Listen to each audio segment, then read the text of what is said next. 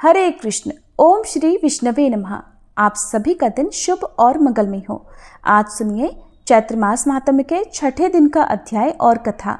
ब्रज के परम रसिक संत बाबा श्री गौरांग दास जी को एक बार भगवान ने स्वप्न दिया कि मेरा एक विग्रह गिरिराज जी में अमुक स्थान पर है, उसको निकालकर नित्य सेवा करो। बाबा बड़ी प्रेम से ठाकुर जी की सेवा करते। ठाकुर जी भी रोज बाबा से कुछ न कुछ मांगने लगे कि आज मुकुट चाहिए, आज बंशी चाहिए, आज माखन चाहिए, आज बढ़िया पोशाक चाहिए, आज नया बिस्तर चाहिए। बाबा ने कहा, मैं तो एक लंगोटी वाला बाबा, बिना धन के ये सब चीजें मैं कहाँ से लाऊंगा। बाबा चलकर संत श्री जगदीश दास जी के पास गए और सारी बात बताई। उन्होंने कहा कि अपनी असमर्थता व्यक्त कर दो और मानसी में ठाकुर जी की सारी मांगे पूरी कर दिया करो। अब बाबा नित्य मानसी सेवा करने लगे। एक दिन स्नान करके भजन करने बैठे और जब उठे तो शिष्यों ने देखा कि उनकी कमर और लंगोट पर शक्कर की चाशनी लगी हुई थी। शिष्यों ने पूछा, बाबा ये चाशनी कैसे लग गई? आप तो स्नान करके भजन करने बैठे थे। बाबा ने अपनी मानसिक सेवा को गुप्त रखना चाहा। कहने लगे, कुछ नहीं हुआ, कुछ नहीं हुआ। जब शिष्यों ने आग्रह करके पूछा तब बताया कि आज मानसी सेवा में मैंने सोचा कि शरीर से तो मैं बंगाली हूँ, रसगुल्ले अच्छे से बना लूँगा और श्री प्रियालाल जी को बड़े सुंदर रसीले मीठे मीठे रसगुल्ले बनाकर खिलाऊंगा। मोटे मोटे रसगुल्ले बनाकर मैंने श्री गुरु सखी के हाथ में दे दिए और उन्होंने श्री राधा कृष्ण को दे दिए। राधा रानी तो ठीक तरह से तोड़ तोड़ कर रसगुल्ले खाने लगी, परंतु नटखट ठाकुर जी ने तो बड़ा सा रसगुल्ला एक ही बार में अपने मुख में डाल लिया और जैसे ही मुख में दबाया तो बगल में सखी रूप में मैं ही खड़ा था। ठाकुर जी के उस रसगुल्ले का रस उड़कर मेरे शरीर पर और मेरे कपड़ों पर लग गया। एक बार भगवत निवास वृंदावन में श्रीपाद गौरांग दास बाबा जी भगवान की कथा कह रहे थे। कथा खुले में होती थी, केवल एक व्यास जी के लिए ही आसन बिछता था और बाकी सारे श्रोता रज में ही बैठा करते।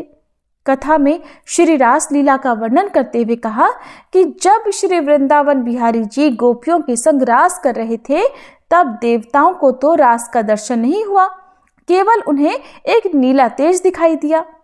उस प्रकाश मंडल को देखकर देवताओं ने वहां फूल बरसाए। जैसे उन्होंने ये प्रसंग सुनाया था उसी समय चमकीले सफेद रंग के अलौकिक मोटे मोटे फूल आकाश से बरसने लगे। पहला फूल भागवत जी की पोथी पर गिरा, दूसरा फूल बाबा के सिर पर गिरा और उसके बाद तो पूरा परिसर फूलों से भर गया। चारों ओर दिव्य सुगंध आने लगी। सभी श्रोताओं ने देखा कि ये किस वृक्ष के फूल हैं, ऐसे फूल तो हमने कभी नहीं देखे और ऐसी सुगंध भी कभी नहीं मिली। श्रोताओं में श्री रामकृष्ण दास, जिन्हें पंडित बाबा जी कहते थे, वो भी बैठे हुए थे। उन्होंने श्रोताओं से कहा, गौरांग दास की कथा में ही देवताओं ने फूल बरसाए हैं और ये फूल स्वर्ग के वृक्षों के हैं। बहुत से श्रोता वह फूल अपने साथ ले गए, परंतु 2-3 दिन बाद वह फूल तो अंतर्ध्यान हो गए। ऐसे अंतर्ध्यान हुए कि उनका तो कोई नामो निशान तक नहीं मिल पाया। ये थी आज की कथा। अब सुनिए आज का अध्याय।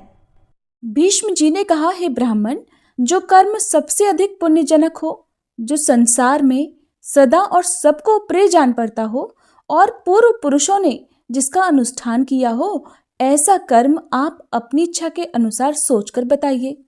तब पुलत्स्य जी बोले, राजन, एक समय की बात है, व्यास जी की शिष्य मंडली के समस्त द्विज आदर पूर्वक उन्हें प्रणाम करके धर्म की बात पूछने लगे, ठीक इसी तरह जैसे तुम मुझसे पूछते हो।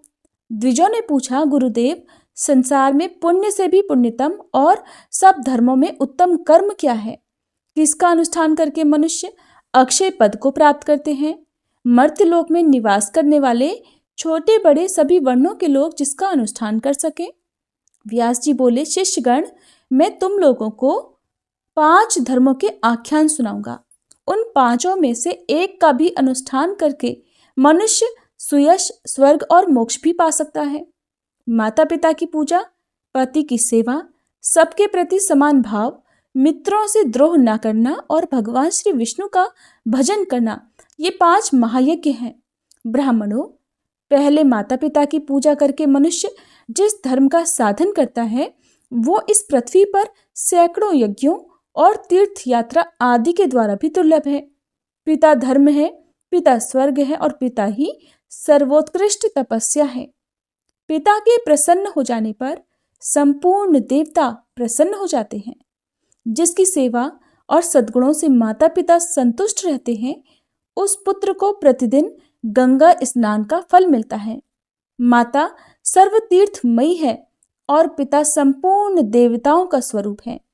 इसलिए सब प्रकार से यत्नपूर्वक माता पिता का पूजन करना चाहिए। जो माता पिता की परिक्रमा करता है उसके द्वारा सातों द्वीपों से युक्त समूची पृथ्वी की परिक्रमा हो जाती है। माता पिता को प्रणाम करते समय जिसके हाथ, घुटने और मस्तक पृथ्वी पर टिकते हैं वह अक्षय स्वर्ग को प्राप्त होता है। जब तक माता पिता के चरणों की रज पुत्र के मस्तक और शरीर में लगी रहती है तभी तक वह शुद्ध रहता है। जो पुत्र माता पिता के चरण कमलों का जल पीता है उसके करोड़ों जन्मों के पाप नष्ट हो जाते हैं। वह मनुष्य संसार में धन्य है। जो नीच पुरुष माता पिता की आज्ञा का उल्लंघन करता है वह महाप्रलय पर्यंत नरक में निवास करता है। जो रोगी, वृद्ध, जीविका से रहित, अंधे और बहरे पिता को त्याग कर चला जाता है वह रौरव नरक में पड़ता है। इतना ही नहीं, उसे अंत्यजों, म्लेच्छों और चांडालों की योनि में जन्म लेना पड़ता है। माता पिता का पालन पोषण न करने से समस्त पुण्यों का नाश हो जाता है। माता पिता की आराधना न करके पुत्र अगर तीर्थ और देवताओं का भी सेवन करे तो उसे उसका फल नहीं मिलता। ब्राह्मणों, इस विषय में मैं एक प्राचीन इतिहास कहता हूँ, यत्नपूर्वक उसे सुनो। इसका श्रवण करके भूतल पर फिर कभी तुम्हें मोह नहीं व्यापेगा। पूर्व समय की बात है, नरोत्तम नाम से प्रसिद्ध एक ब्राह्मण था। वो अपने माता पिता का अनादर करके तीर्थ दर्शन के लिए चल पड़ा। सब तीर्थों में घूमते हुए उस ब्राह्मण के वस्त्र प्रतिदिन आकाश में ही सूखा करते थे। इससे उसके मन में बड़ा भारी अहंकार हो गया। वो समझने लगा कि मेरे समान पुण्यात्मा और महायशस्वी दूसरा कोई नहीं है। एक दिन वह मुख ऊपर की ओर करके यही बात कह रहा था। इतने में ही एक बगुले ने उसके मुंह पर बीट कर दी। तब ब्राह्मण ने क्रोध में आकर उसे शाप दे दिया। बेचारा बगुला राख की ढेरी होकर धरती पर गिर पड़ा। बगुले की मृत्यु होते ही नरोत्तम के भीतर महामोह ने प्रवेश कर लिया। उसी पाप से ब्राह्मण का वस्त्र अब आकाश में नहीं ठहरता था। ये जानकर उसे बड़ा दुख हुआ। इसके बाद आकाशवाणी हुई और आकाशवाणी ने कहा, ब्राह्मण, तुम परम धर्मात्मा मूक चांडाल के पास जाओ। वहां जाने से तुम्हें धर्म का ज्ञान होगा। उसका वचन ही तुम्हारे लिए कल्याणकारी होगा। ये आकाशवाणी सुनकर ब्राह्मण मूक चांडाल के घर गया। वहां जाकर उसने देखा कि वो चांडाल तो सब प्रकार से अपने माता पिता की सेवा में लगा हुआ है। जाड़े के दिनों में वह अपने माँ बाप को स्नान के लिए गर्म जल देता, उनके शरीर में तेल मलता, तापने के लिए अंगीठी जलाता, भोजन के बाद पान खिलाता और रुईदार कपड़े पहनने को दिया करता। हर दिन वह अच्छे अच्छे व्यंजन खाने को परोसता और वसंत ऋतु में महुए की सुगंधित माला पहनाता था। इनके सिवा और भी जो भोग सामग्रियां प्राप्त होती उन्हें वो देता और तरह तरह की आवश्यकताएं भी पूरा किया करता था। गर्मी के मौसम में प्रतिदिन माता पिता को पंखा झलता था। इस प्रकार नित्य प्रति उनकी परिचर्या, उनकी सेवा करके ही फिर वह भोजन किया करता था। माता पिता की थकावट और कष्ट को दूर करना उसका सदा का नियम था। इन पुण्य कर्मों के कारण चांडाल का घर बिना किसी आधार और खंबे के ही आकाश में स्थित था। उसके अंदर त्रिभुवन के स्वामी भगवान श्री हरि मनोहर ब्राह्मण का रूप धारण करे नित्य क्रीड़ा करते थे। वे सत्य स्वरूप परमात्मा अपने महान सत्वमय तेजस्वी विग्रह से उस चांडाल मंदिर की शोभा बढ़ाते थे। ये सब देखकर ब्राह्मण को बड़ा आश्चर्य हुआ। उसने मूक चांडाल से कहा कि तुम मेरे पास आओ, मैं तुमसे संपूर्ण लोकों के सनातन हित की बात पूछता हूँ, उसे ठीक ठीक बताओ। मूक चांडाल बोला, विप्र, इस समय मैं तो अपने माता पिता की सेवा कर रहा हूँ, आपके पास मैं भला कैसे आऊं? इनकी पूजा करके आपकी आवश्यकता मैं पूरा करूंगा, तब तक आप मेरे दरवाजे पर ही रुकिए, मैं आपका अतिथि सत्कार करूंगा। चांडाल के ऐसा कहते ही ब्राह्मण देवता तो आग बबूला हो गए और कहने लगे, मुझ ब्राह्मण की सेवा छोड़कर तुम्हारे लिए कौन सा बड़ा कार्य हो सकता है। चांडाल बोला, बाबा क्यों व्यर्थ क्रोध करते हो, मैं बगुला नहीं हूं। इस समय आपका क्रोध बगले पर ही सफल हो सकता है, किसी दूसरे पर नहीं। अब आपकी धोती न तो आकाश में सूखती है और न ठहर ही पाती है, इसलिए आकाशवाणी सुनकर ही आप मेरे घर पर आए हैं। थोड़ी देर ठहरिए तो मैं आपके प्रश्न का उत्तर भी दूंगा, नहीं तो पतिव्रता स्त्री के पास जाइए। हे ब्राह्मण, पतिव्रता स्त्री का दर्शन करने पर ही आपका अभीष्ट सिद्ध होगा। व्यास जी कहते हैं, इसके बाद चांडाल के घर से ब्राह्मण रूपधारी भगवान श्री विष्णु ने निकलकर उस ब्राह्मण से कहा, चलो मैं पतिव्रता देवी के घर चलता हूँ। द्विज श्रेष्ठ नरोत्तम कुछ सोचकर उनके साथ चल दिया। उनके मन में बड़ा आश्चर्य हो रहा था। उसने रास्ते में भगवान से पूछा कि विप्रवर, आप इस चांडाल के घर में जहां स्त्रियां रहती हैं, किसके लिए निवास करते हैं। ब्राह्मण रूपधारी भगवान कहने लगे, विप्रवर, इस समय तुम्हारा हृदय शुद्ध नहीं है। पहले पतिव्रता आदि का दर्शन करो, इसके बाद मुझे ठीक ठीक जान सकोगे। ब्राह्मण ने पूछा, तात पतिव्रता कौन है, उसका शास्त्र ज्ञान कितना बड़ा है, जिस कारण मैं उसके पास जा रहा हूं वो भी मुझे बताइए। श्री भगवान बोले, ब्राह्मण, नदियों में गंगा जी, स्त्रियों में पतिव्रता और देवताओं में भगवान श्री विष्णु श्रेष्ठ हैं। जो पतिव्रता स्त्री प्रतिदिन अपने पति के हित साधन में कल्याण में लगी रहती है, वो अपने पितृकुल और पतिकुल दोनों कुलों की 100-100 पीढ़ियों का उद्धार कर देती है। ब्राह्मण ने पूछा, द्विजश्रेष्ठ, कौन स्त्री पतिव्रता होती है, पतिव्रता का क्या लक्षण है, मैं जिस प्रकार इस बात को ठीक ठीक समझ सकूं उस प्रकार उपदेश कीजिए। श्री भगवान बोले, जो स्त्री पुत्र की अपेक्षा 100 गुने स्नेह से पति की आराधना करती है, राजा के समान उसका भय मानती है और पति को भगवान का स्वरूप समझती है, वो पतिव्रता है। जो घर का कार्य करने में दासी, रमण काल में वेश्या और भोजन के समय माता के समान आचरण करती है और जो विपत्ति में अपने पति को नेक सलाह देकर मंत्री का काम करती है, वो स्त्री पतिव्रता मानी गई है। जो मन, वाणी, शरीर और क्रिया द्वारा कभी पति की आज्ञा का उल्लंघन नहीं करती और हमेशा पति के भोजन कर लेने पर ही भोजन करती है, उस स्त्री को पतिव्रता समझना चाहिए। जिस जिस शैया पर पति शयन करते हैं, वहां वहां वो प्रतिदिन यत्नपूर्वक उनकी पूजा करती है। पति के प्रति कभी जिसके मन में डाह नहीं पैदा होता, कृपणता नहीं आती और जो मान भी नहीं करती, पति की ओर से आदर मिले या नादर, दोनों में जिसकी समान बुद्धि रहती है, ऐसी स्त्री को पतिव्रता कहते हैं। जो साध्वी स्त्री सुंदर वेशधारी पर पुरुष को देखकर उसे भाई, पिता अथवा पुत्र मानती है, वो भी पतिव्रता है। द्विजश्रेष्ठ, तुम उस पतिव्रता के पास जाओ और उसे अपना मनोरथ कह सुनाओ। उसका नाम शुभा है, वो रूपवती युवती है, उसके हृदय में दया भरी है, वह बड़ी यशस्विनी है। उसके पास जाकर तुम अपने हित की बात पूछो। व्यास जी कहते हैं, ऐसा कहकर भगवान वहीं अंतर्ध्यान हो गए। उन्हें अदृश्य होते देख ब्राह्मण को बड़ा आश्चर्य हुआ। फिर उसने पतिव्रता के घर जाकर उसके विषय में पूछा।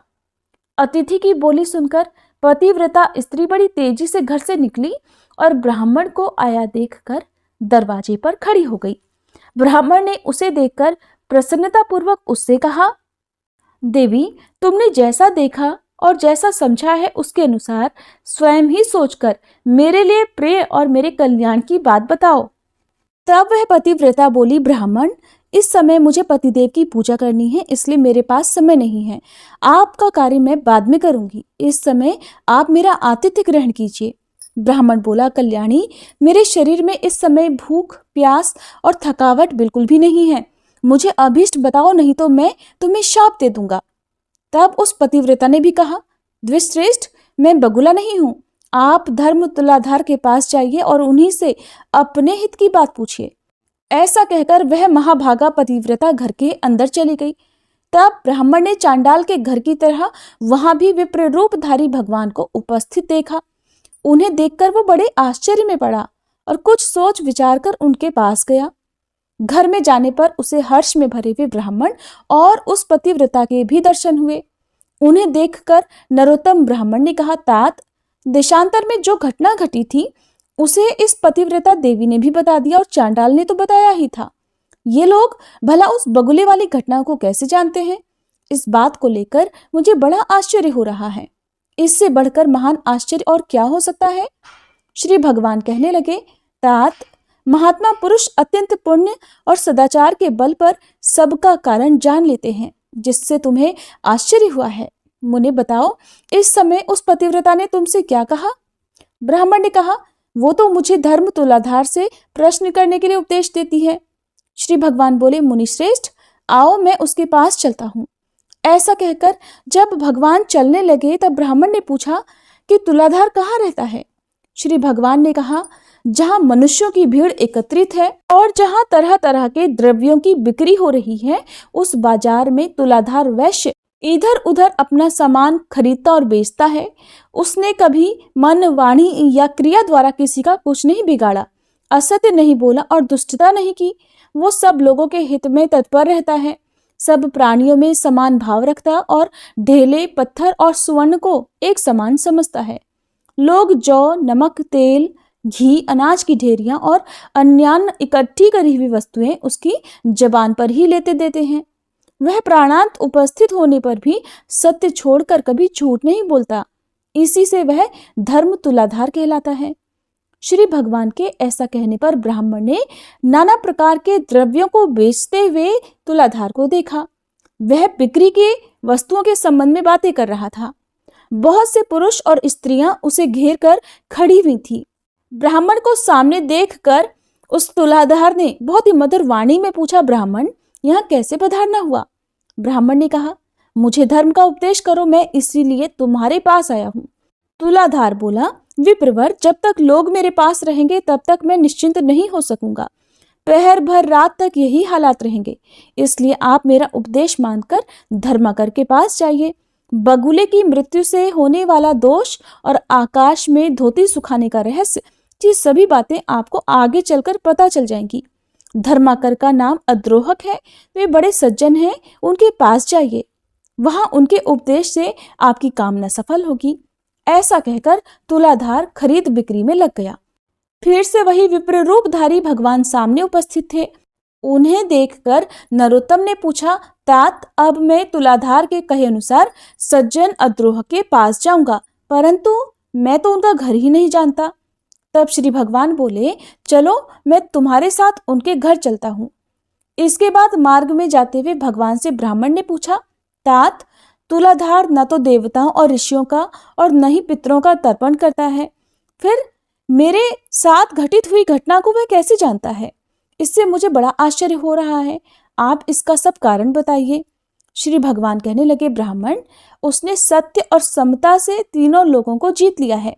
इसी से उसके ऊपर पितर, देवता और मुनि भी संतुष्ट रहते हैं। धर्मात्मा तुलाधार उपर्युक्त गुणों के कारण ही भूत और भविष्य की सब बातें जानता है। सत्य से बढ़कर कोई धर्म और झूठ से बड़ा दूसरा कोई पाप नहीं है। समता, धर्म और समता ही उत्कृष्ट तपस्या है। जिसके हृदय में सदा समता विराजती है, वही पुरुष संपूर्ण लोकों में श्रेष्ठ, योगियों में गणना करने के योग्य और निर्लोभ होता है। जो सदा इसी प्रकार समतापूर्ण बर्ताव करता है, वह अपनी अनेकों पीढ़ियों का उद्धार कर देता है। समता के प्रभाव से ही धर्मज्ञ पुरुष देवलोक और मनुष्य लोक के संपूर्ण वृतांतों को भी जान लेता है। उसकी देह के अंदर भगवान श्री विष्णु विराजमान रहते हैं। ब्राह्मण ने कहा, विप्रवर, आपकी कृपा से मुझे तुलाधार के सर्वज्ञ होने का कारण तो ज्ञात हो गया। अब अद्रोह का भी जो वृतांत हो वो भी मुझे बताइए। श्री भगवान बोले, विप्रवर, पूर्व समय की बात है। एक राजपुत्र की कुलवती स्त्री बड़ी सुंदर और तरुण अवस्था की थी। वह कामदेव की पत्नी रति और इंद्र की पत्नी शची के समान मन को हरने वाली थी। राजकुमार उसे अपने प्राणों के समान प्यार करते थे। उस सुंदरी पत्नी का नाम भी सुंदरी ही था।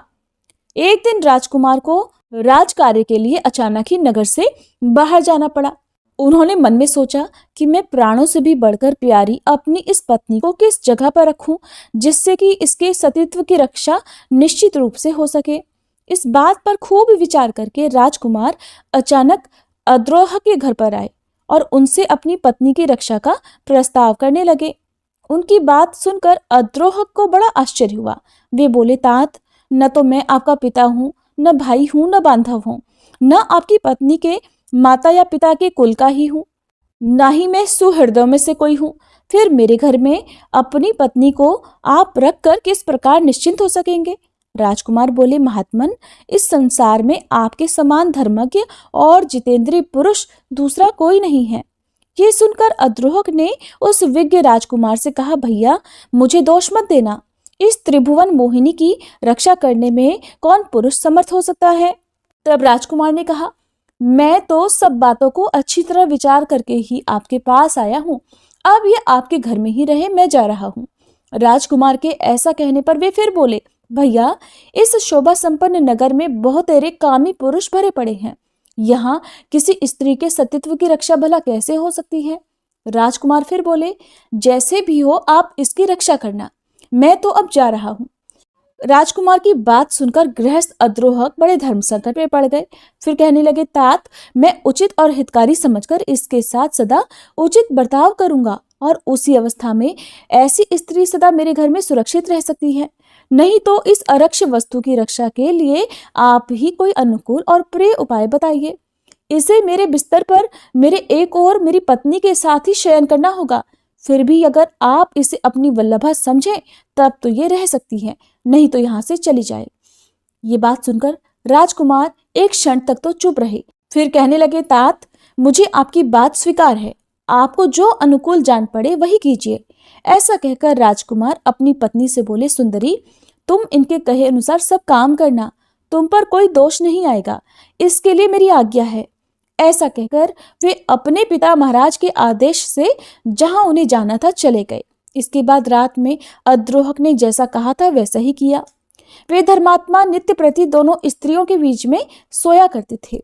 फिर भी वे अपनी और पराई स्त्री के विषय में कभी धर्म से विचलित नहीं होते थे।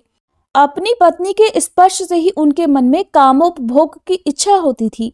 वे राजकुमार की पत्नी के प्रति प्रतिदिन मात्र भाव को ही दृढ़ रखते थे।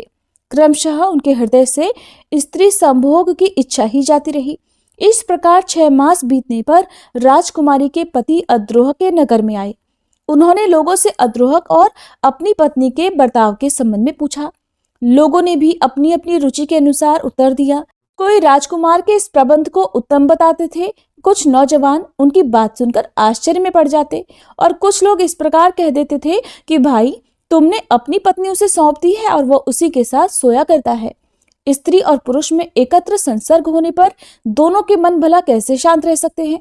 अद्रोह ने अपने धर्माचरण के बल से लोगों की कुत्सित चर्चा सुन ली। तब उनके मन में लोक निंदा से मुक्त होने का शुभ संकल्प प्रकट हुआ। उन्होंने स्वयं लकड़ी एकत्रित करके एक बहुत बड़ी चिता बनाई और उसमें आग लगा दी। चिता जल उठी। उसी समय प्रतापी राजकुमार अद्रोह के घर आ पहुंचे। वहां उन्होंने अद्रोह और अपनी पत्नी को भी देखा।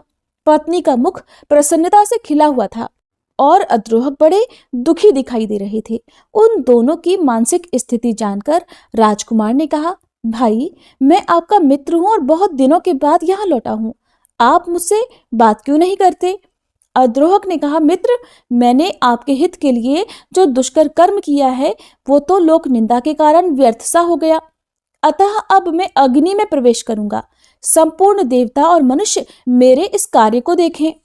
श्री भगवान कहते हैं, ऐसा कहकर महाभाग अद्रोह अग्नि में प्रवेश कर गए, किंतु अग्नि उनके शरीर, वस्त्र और केशों को नहीं जला सकी। आकाश में खड़े हुए समस्त देवता प्रसन्न होकर उन्हें साधुवाद देने लगे। सबने चारों ओर से उनके मस्तक पर फूलों की वर्षा की। जिन जिन लोगों ने राजकुमार की पत्नी और अद्रोह के संबंध में कलंक भरी बातें कही थी, उनके मुंह पर नाना प्रकार की कोढ़ हो गई। देवताओं ने वहां उपस्थित होकर अद्रोह को उस आग से खींचकर बाहर निकाला और बड़ी प्रसन्नता से दिव्य पुष्पों से उनका पूजन किया। उनका चरित्र सुनकर मुनियों को भी बड़ा आश्चर्य हुआ। समस्त मुनियों और विभिन्न वर्णों के मनुष्यों ने उन महातेजस्वी महात्मा का पूजन किया और उन्होंने भी सबका विशेष आदर किया। उस समय देवताओं, असुरों और मनुष्यों ने मिलकर उनका नाम सज्जना द्रोहक रख दिया। उनके चरणों की धूल से पवित्र हुई भूमि के ऊपर खेती की उपज बहुत अधिक होने लगी। देवताओं ने राजकुमार से कहा कि तुम अब अपनी इस पत्नी को स्वीकार कर लो। इन अद्रोह के समान कोई मनुष्य इस संसार में नहीं हुआ है। इस समय इस पृथ्वी पर दूसरा कोई ऐसा पुरुष नहीं है जिसे काम और लोभ ने परास्त न किया हो। देवता, असुर, मनुष्य, राक्षस, मृग, पक्षी और कीट आदि संपूर्ण प्राणियों के लिए यह काम दुर्जय है। काम, क्रोध, लोभ और मोह के कारण ही प्राणियों को सदा जन्म लेना पड़ता है। काम ही संसार बंधन में डालने वाला है और इस अद्रोहक ने सबको जीत लिया है। 14 भुवनों पर विजय पा ली है। इनके हृदय में भगवान श्री वासुदेव बड़ी प्रसन्नता के साथ नित्य विराजमान रहते हैं। इनका स्पर्श और दर्शन करके मनुष्य सभी पापों से मुक्त हो जाते हैं और निष्पाप होकर अक्षय स्वर्ग प्राप्त करते हैं। ऐसा कहकर देवता विमानों पर बैठकर आनंद पूर्वक स्वर्गलोक को पधार गए। मनुष्य भी संतुष्ट होकर अपने अपने स्थानों को चल दिए और वे दोनों पति पत्नी भी अपने राजमहल को चले गए। तब से अद्रोह को दिव्य दृष्टि प्राप्त हो गई। वे देवताओं को भी देखते हैं और तीनों लोगों की बातें भी अपने आप ही जान लेते हैं। व्यास जी कहते हैं, इसके बाद अद्रोह की गली में जाकर द्विज ने उनका दर्शन किया और बड़ी प्रसन्नता के साथ उनसे धर्ममय उपदेश और हित की बातें पूछी। सज्जना द्रोहक ने कहा, हे धर्मज्ञ ब्राह्मण, आप पुरुषों में श्रेष्ठ वैष्णव के पास जाइए। उनका दर्शन करने से इस समय आपका मनोरथ सफल होगा। बगुले की मृत्यु और आकाश में वस्त्र के न सूखने आदि का कारण आपको ज्ञात हो जाएगा। इसके सिवा आपके हृदय में और जो जो इच्छाएं हैं उनकी भी पूर्ति हो जाएगी। यह सुनकर वह ब्राह्मण द्विज रूपधारी भगवान के साथ प्रसन्नता पूर्वक वैष्णव के यहाँ आया। वहां पहुंचकर उसने सामने बैठे हुए शुद्ध हृदय वाले एक तेजस्वी पुरुष को देखा, जो समस्त शुद्ध लक्षणों से संपन्न और अपने तेज से ददीप्यमान हो रहे थे। धर्मात्मा द्विज ने ध्यानमग्न हरिभक्त से कहा, महात्मन, मैं बहुत दूर से आपके पास आया हूं। मेरे लिए जो जो कर्तव्य उचित हो आप उसका उपदेश कीजिए। तब वैष्णव ने कहा, देवताओं में श्रेष्ठ भगवान विष्णु तुम पर प्रसन्न हैं। इस समय तुम्हें देखकर मेरा हृदय उल्लसित सा हो रहा है, इसलिए तुम्हें अनुपम कल्याण की प्राप्ति होगी। अब तुम्हारा मनोरथ सफल होगा। मेरे घर में श्री भगवान विष्णु विराजमान हैं। वैष्णव के ऐसा कहने पर ब्राह्मण ने फिर से उनसे कहा, भगवान श्री विष्णु कहाँ हैं? आज कृपा करके मुझे उनका दर्शन करा ही दीजिए। वैष्णव ने कहा, इस सुंदर देवालय में प्रवेश करके तुम परमेश्वर का दर्शन करो। ऐसा करने से तुम्हें जन्म और मृत्यु के बंधन में डालने वाले घोर पापों से मुक्ति मिल जाएगी। उनकी बात सुनकर जब ब्राह्मण ने देव मंदिर में प्रवेश किया तो देखा वे ही विप्र रूपधारी भगवान कमल के आसन पर विराजमान हैं। ब्राह्मण ने मस्तक झुकाकर उन्हें प्रणाम किया और बड़ी प्रसन्नता के साथ उनके दोनों चरण पकड़कर कहने लगे, देवेश्वर, अब मुझ पर प्रसन्न होइए। मैंने पहले आपको नहीं पहचाना था। प्रभु, इस लोक और परलोक में भी मैं आपका किंकर बना रहूं। मधुसूदन, मुझे अपने ऊपर आपका प्रत्यक्ष अनुग्रह दिखाई दिया है। अगर मुझ पर कृपा हो तो मैं आपका साक्षात स्वरूप देखना चाहता हूं। तब श्री भगवान बोले, भूदेव, तुम्हारे ऊपर मेरा प्रेम सदा ही बना रहता है। मैंने इसने वश ही तुम्हें पुण्यात्मा महापुरुषों का दर्शन कराया है। पुण्यात्मा महात्माओं के एक बार भी दर्शन, स्पर्श, ध्यान और नामोच्चारण करने और उनके साथ वार्तालाप करने से मनुष्य अक्षय स्वर्ग का सुख भोगता है। महापुरुषों का नित्य संग करने से सभी पापों का नाश भी हो जाता है। जिसका मन तपस्वी, राजा और गुरुजनों से कभी द्रोह नहीं करता, वो भी मेरे स्वरूप में लीन हो जाता है। तुम मेरे भक्त और तीर्थ स्वरूप हो, किंतु तुमने बगुले की मृत्यु के लिए जो शाप दिया था, उसके दोष से छुटकारा दिलाने के लिए मैंने ही वहां उपस्थित होकर कहा कि तुम पुण्यवानों में श्रेष्ठ और तीर्थ स्वरूप महात्मा मूक चांडाल के पास जाओ। तात उस महात्मा का दर्शन करके तुमने देखा ही था कि वो किस प्रकार अपने माता पिता का पूजन करता था। उन सभी महात्माओं के दर्शन से, उनके साथ वार्तालाप करने से और मेरा संपर्क होने से आज तुम मेरे मंदिर में आए हो। करोड़ों जन्मों के बाद जिसके पापों का क्षय होता है, वह धर्म के पुरुष मेरा दर्शन करता है, जिससे उसे प्रसन्नता मिलती है। वत्स, मेरे ही अनुग्रह से तुमको मेरा दर्शन हुआ है, इसलिए तुम्हारे मन में जो इच्छा हो उसके अनुसार तुम मुझसे वरदान मांग लो। तब वह ब्राह्मण बोला, नाथ, मेरा मन सदा आपके ही ध्यान में स्थित रहे। संपूर्ण लोकों के स्वामी हे माधव, आपके सिवा कोई भी दूसरी वस्तु मुझे कभी प्रिय न लगे। श्री भगवान ने कहा, निष्पाप ब्राह्मण, तुम्हारी बुद्धि में सदा ऐसा उत्तम विचार जागृत रहता है, इसलिए तुम मेरे धाम में आकर मेरे ही समान दिव्य भोगों का उपभोग करोगे। किंतु तुम्हारे माता पिता तुमसे आदर नहीं पा रहे हैं, इसलिए पहले तुम अपने माता पिता की पूजा करो, इसके बाद ही तुम मेरे स्वरूप को प्राप्त हो सकोगे।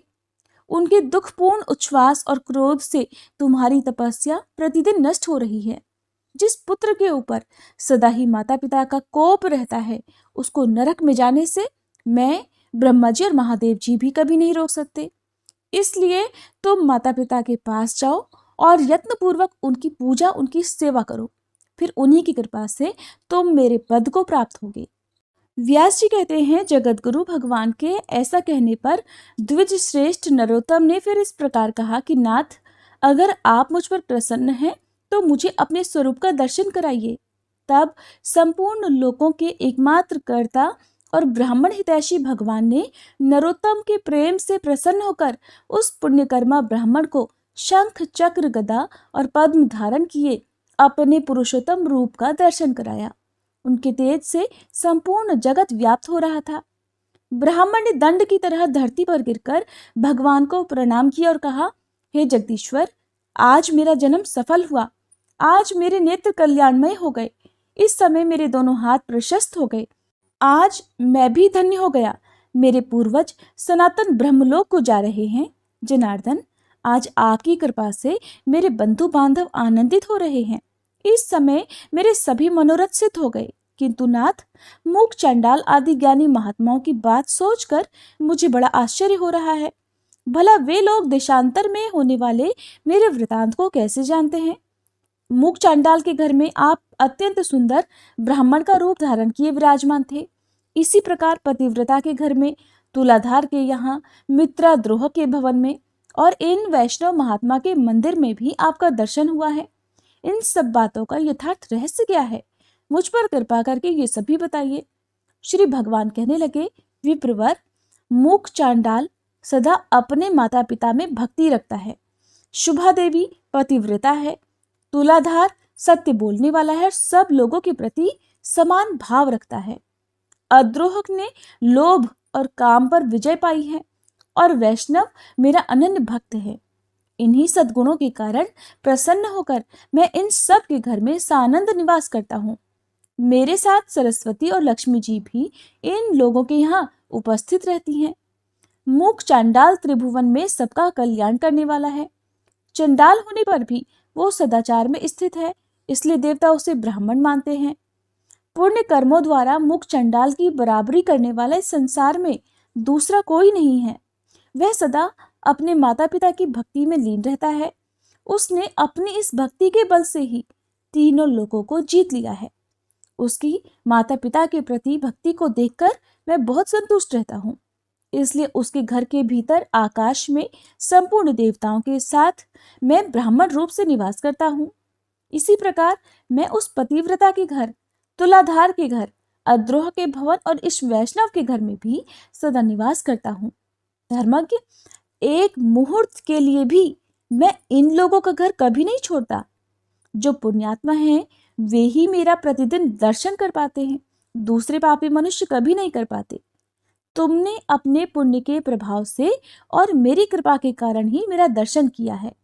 अब मैं तुमसे उन महात्माओं के सदाचार का वर्णन करूंगा, तुम ध्यान देकर सुनो। और ऐसे वर्णनों को सुनकर मनुष्य जन्म और मृत्यु के बंधन से सदा सदा के लिए मुक्त हो जाता है। देवताओं में भी पिता और माता से बढ़कर कोई तीर्थ नहीं है। जिसने माता पिता की आराधना की है वही पुरुषों में श्रेष्ठ है। वो मेरे हृदय में रहता है और मैं उसके हृदय में। हम दोनों में कोई अंतर नहीं रह जाता। इहलोक और परलोक में भी वो मेरे ही समान पूज्य है। ब्राह्मण ने पूछा, जगदीश्वर, मोह और अज्ञानवश पहले माता पिता की आराधना न करके फिर भले बुरे का ज्ञान होने पर अगर मनुष्य पुनः माता पिता की सेवा करना चाहे तो उसके लिए क्या क्या कर्तव्य होते हैं? श्री भगवान बोले, विप्रवर, 1 वर्ष, 1 मास, 1 पक्ष, 1 सप्ताह या फिर 1 दिन भी जिसने अपने माता पिता की भक्ति की है वो मेरे धाम को प्राप्त हो जाता है, और जो उनके मन को कष्ट पहुंचाता है वो अवश्य ही नरक में जाता है।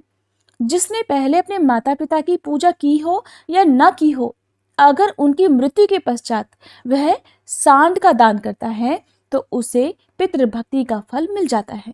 जो बुद्धिमान पुत्र अपना सर्वस्व लगाकर माता पिता का श्राद्ध करता है वह पूर्व जन्म की बातों को याद रखने वाला होता है और उसे पितृभक्ति का पूरा फल मिल जाता है।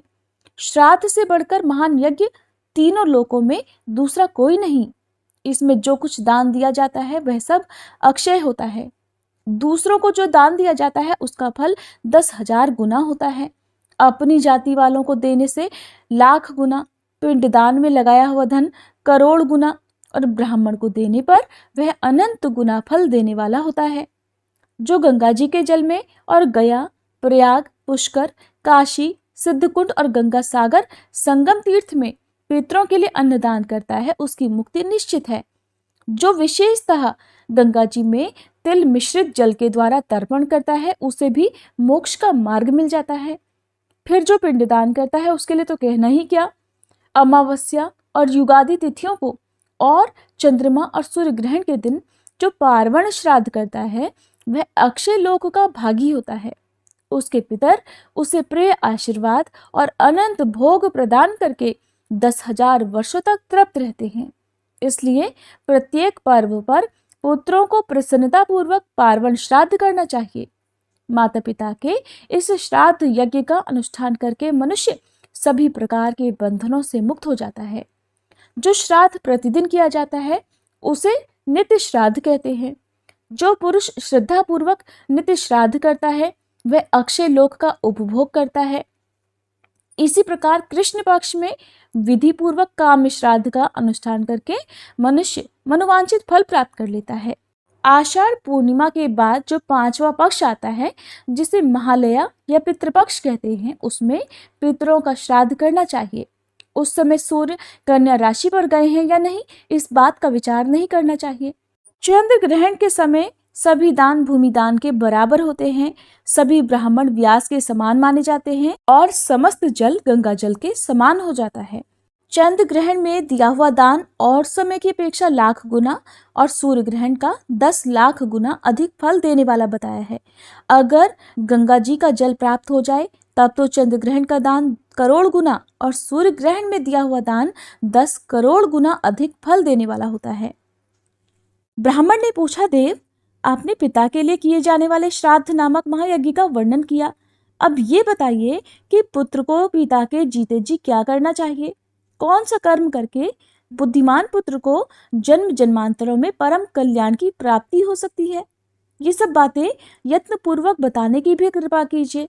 श्री भगवान बोले, विप्रवर, पिता को देवता के समान समझकर उनकी पूजा करनी चाहिए और पुत्र की तरह उन पर स्नेह रखना चाहिए। कभी मन से भी उनकी आज्ञा का उल्लंघन नहीं करना चाहिए। जो पुत्र रोगी पिता की तरह तरह परिचर्या करता है उसे अक्षय स्वर्ग की प्राप्ति होती है और वो सदा देवताओं द्वारा पूजित होता है। पिता जब मरणासन्न होकर मृत्यु के लक्षण देख रहे हो उस समय भी उनका पूजन करके पुत्र देवताओं के समान हो जाता है। पिता की सद्गति के निमित्त विधि पूर्वक उपवास करने से जो लाभ होता है अब उसका वर्णन करता हूँ, सुनो। 1000 अश्वमेध और 100 राजसूय यज्ञ करने से जो पुण्य मिलता है वही पुण्य पिता के निमित्त उपवास करने से मिल जाता है। वही उपवास अगर तीर्थ में किया जाए तो उन दोनों यज्ञों से करोड़ गुना अधिक फल होता है। जिस श्रेष्ठ पुरुष के प्राण गंगा जी के जल में छूटते हैं वो फिर इस संसार बंधन के चक्र में नहीं पड़ता वरन मुक्त हो जाता है।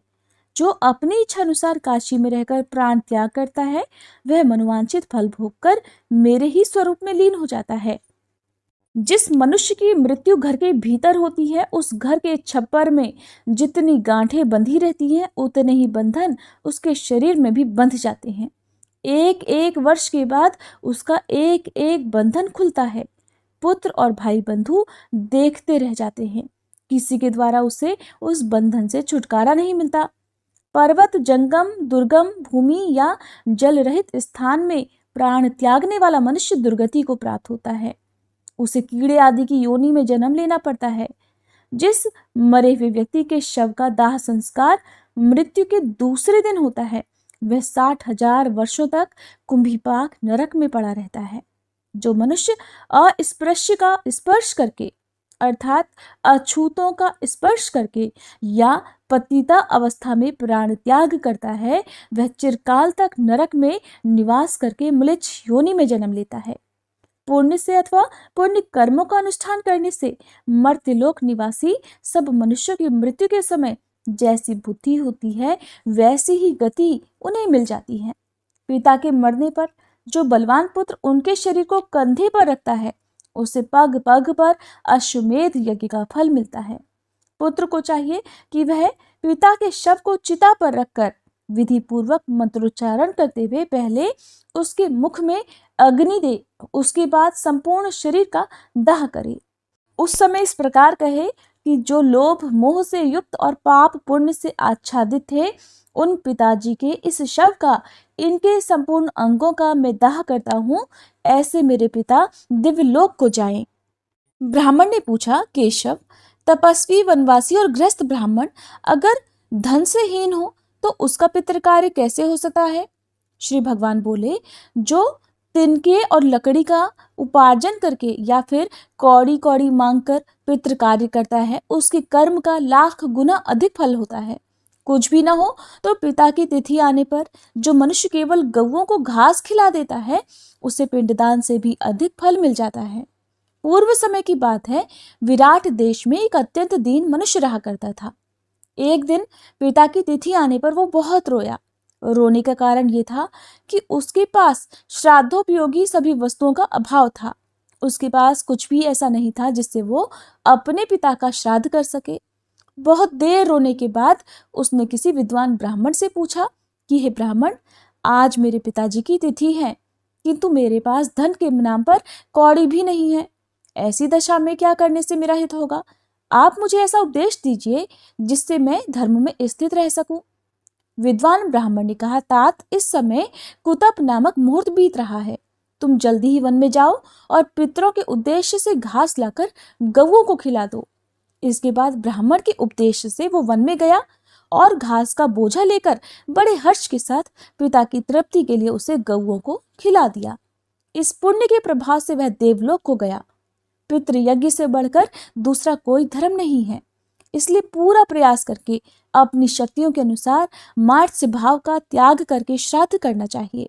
जो मनुष्य लोगों के सामने इस धर्म संतान अर्थात धर्म का विस्तार करने वाले अध्याय का पाठ करता है, उसे प्रत्येक लोक में गंगा जी के जल में स्नान करने का फल मिल जाता है।